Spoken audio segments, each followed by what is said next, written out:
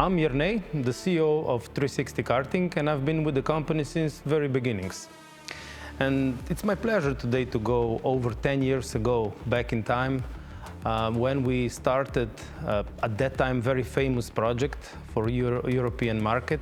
It was called CMK Karting, and actually it was a simple inquiry from the business owner saying, look, I have a vision of building a go-kart track in one of the European metropolis, Prague, Czech Republic at that time, and I have an available space. And when we entered, it was that industrial style, but I mean proper, heavy industrial style building, huge one, 50,000 square feet, or in metric, 5,000 square meter, proper, heavy industrial building with everything in. It could be used for a movie scene, but the owner at that time already had a vision. And the vision was creating an outstanding go-karting destination and bringing it in front of people of Prague. We created an indoor racetrack, which was addressing primarily, and it's still doing it, after all this almost 10 years, is addressing racing enthusiasts.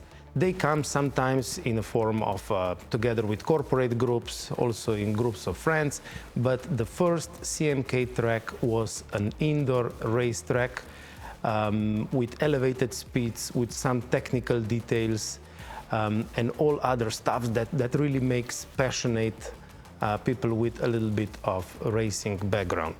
After first 8, maybe 9 years of operation, they identified a new challenge, how to expand target audience. And the solution was to create another track. Once we started thinking about actually building this, the idea, we already had some fast track where people can compete in times in between each other. We wanted to bring something that is fun. We wanted to bring something that is completely different, and that is for the widest public possible, let's say, that everybody will be able to enjoy the competitiveness, but in the fun way. One of the main significant elements of our track on up till now was the bend curve. So we wanted definitely to keep that one.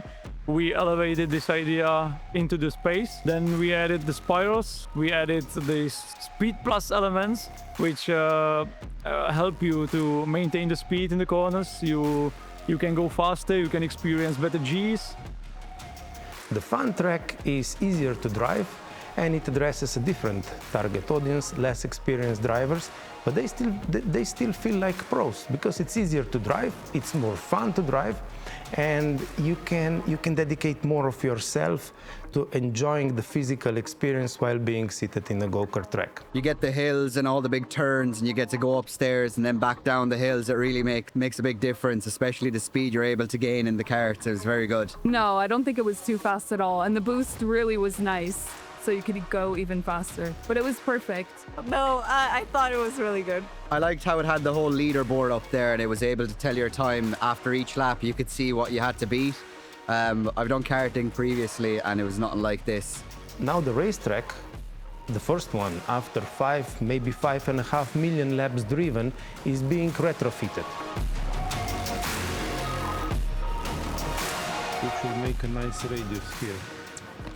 It will look fresh, it will look sharp, and will be still addressing people looking for higher speeds, more technical details on the track, and it will continue to offer that sharpness. You add a new offering in the form of a fun track, which is also gamified. It addresses young people, it addresses less experienced and less motorsport passionate people. And all of a sudden you start creating cross-selling. You create a synergy between new offering and existing clientele.